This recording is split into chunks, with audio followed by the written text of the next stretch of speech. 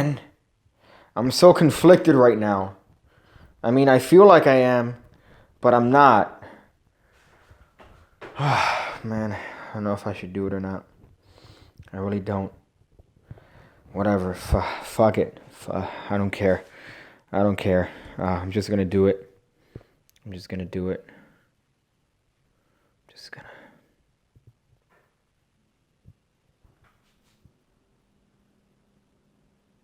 Okay. Oh, I feel so much better. Oh.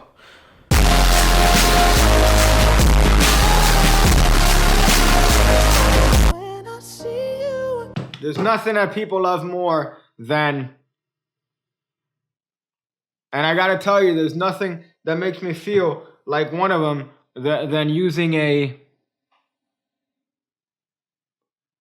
but people also love card tricks. So here is a card trick that you could show to your friends and family to gain their trust after leaving. So here's what we use. We use a deck of regulation playing cards here, and we give it a little bit of a cut, a little bit of a shuffle, one of these. If you feel like showing off, one of those. If you really feel like showing off, maybe one of these, maybe one of these, one of those. Whatever it takes to show the spectators that you have entirely way too much time on your hands. But ultimately, you're going to surprise them when you give it a cut and you manage to produce the Ace of Spades. And they say, what? That's amazing. But you say, you know what? I'm going to show you a little bit of a card trick with the Ace of Spades here. I'm actually going to take it. And believe it or not, you're going to see its journey across to the top of the deck here. Watch, look. Did you see it jump all the way right to the top of the deck? And I know what you're thinking, sir. You're thinking that I have another ace on the bottom of the deck, right? That's what you're thinking. Well, you'd be correct. I actually do have an ace on the bottom of the deck. But you know what? That's beside the point, because it's the ace of diamonds. But if you really insist, then I guess we'll just find the other aces here for you. Only if you insist, though. You insistent piece of absolute trash. I really can't tell you that enough. You anemic a cunt of a human insisting.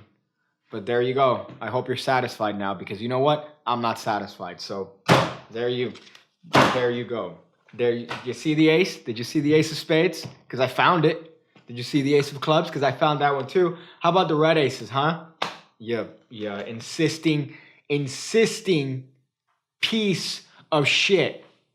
And you know, whatever the pattern point, it really, it's about your emotion that day. So I think that a lot of times magicians don't tend to be emotional with their card tricks. So you really want to get to the point where, you know, you're linking emotions and card tricks, because then they feel it.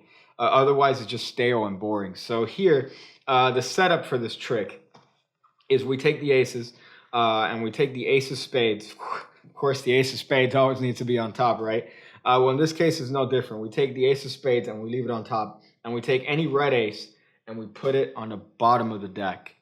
So that's the setup here. We have the three aces on top of the deck, followed by any red ace on the bottom of the deck. So that, of course, goes inside of your very expensive Black Tiger box. And you have successfully given Brad Christian some money for makeup. So here's what you do. You take the cards out of the box and you do whatever false shuffle you want. This is the opportunity that you live for. You do whatever false sybil, whatever false routine is in this week's edition of I Have No Life magazine, right? You give it whatever shuffle you want, but ultimately you're going to produce the Ace of Spades. So whether or not you choose to do it with the two-handed credenza like this, and you say Ace of Spades, however it is that you want to produce it, you produce that card. So this is up to your creativity. And you say, oh, I'm going to offer to show you a little bit of a trick with this here Ace of Spades. And now what you do is a swing cut to the left hand. So we're going to swing cut, and we're going to do a move that I first saw done by Jean-Pierre Vallarino, who, by the way, is one of my favorite magicians of all time, Jean-Pierre Vallarino. If Jean-Pierre Vallarino was in front of me right now, the things that I would do to him are indescribable in video for fear of getting monetization taken away. So you better hope that you don't catch me on the street, Jean-Pierre Vallarino, because I will do dirty things to you. I will do dirty things to you and your butt. So, this is a switch by Jean-Pierre Vallarino. It's a very pretty switch. It's using one of my favorite moves, which is this separation of the bottom card here. So once again, we swing cut to the left hand, which leaves this Ace of Hearts in the bottom. Now we're going to do a couple things simultaneously. As we extend the forefinger of the right hand to turn over the Ace of Spades, in one continuous movement, what we're doing is that we're pressing down here with the ring finger and the middle finger of the right hand here. We're pressing down, which is going to separate that Ace of Hearts from the rest of the deck. Do you see the separation? Look at the move right here. Look. Oh, man. That card is separate as fuck. Look at that. Separation right there. That's what I'm talking about. So you don't need that much of a separation. But needless to say, you're squeezing that card, separating it from the rest of the deck as you turn over the Ace of Spades with your forefinger. Now, in one continuous movement, what's going to happen is that this right hand is going to go on top of this half of the deck right here in the left hand. Now, this corner of the card right here is going to contact the middle finger of the left hand and propel it out onto the table. So you see what's happening here. In one continuous moment, what I'm doing is I'm turning over the Ace of Spades, and my hand is going over. My middle finger of the left hand is making contact with the right side of this card that is separate, and it's going to turn it over on the table, giving the illusion that, guess what, the Ace of Spades is on the table, but really it's the bottommost card, the Ace of Hearts. You see how genius this little bit of a switch is? It's a visual retention switch there. It's a beautiful switch. Once again, Jean-Pierre Vallarino, oh boy, if you were here, the dirty things I would do to your butt.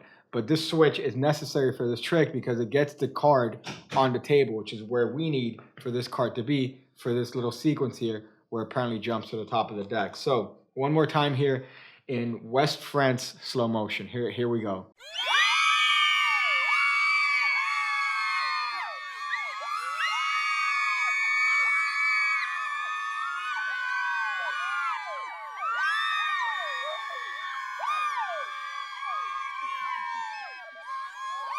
Oh boy, production value. So keep in mind, because this card is getting switched out and put on a table, we're cutting the left-handed packet on top of the deck, which brings the Ace of Spades right back on top. So now what we could do is we could just slap the card here. So we could slap the deck on the card here and turn it over if we want. But I like this little visual of spreading the card on top and showing the Ace of Spades to make its way all the way to the top.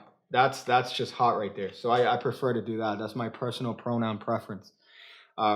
Because we're allowed to have those today. Anyways, so that's the first sequence here. And we're going to say, oh, I bet I know exactly what you're thinking. You're thinking that I have another ace in the bottom of the deck. Well, guess what? I do, but it's the Ace of Hearts. And this should be another little bit of a surprise. Enough of a surprise to do a little bit of a buckle here. To do a buckle or a pinky pull down or whatever move you want to do here to get a break right above that bottom card. Because we're going to do your friend and mine's favorite move, the halo cut, otherwise known as a bottom slip cut. Why the name? It will be a mystery that I'm sure somebody will answer in the comments. Hopefully not him, because I am very intimidated by Mr. Lorayne and his many bountiful, fruitful posts on the Magic Cafe. However, this is a bottom slip cut that we're going to doing a pinky pull down. So we have a break right there above the bottommost card, and we're going to swing cut. But you notice that when I swing cut, I'm dragging over that bottom card to the left half. You see what's happening here? So now not only do we have an ace on the back, we have an ace in the front, and if we turn this packet over, guess what? We have another ace. Oh boy, you see where this is going? Don't fucking jump ahead of me. Don't jump ahead of me. But we're ready to produce all the aces here. So we thumb off the Ace of Hearts that we just shown to be on the bottom of the deck. And now all we have to do is turn over both these halves and flip over the top card.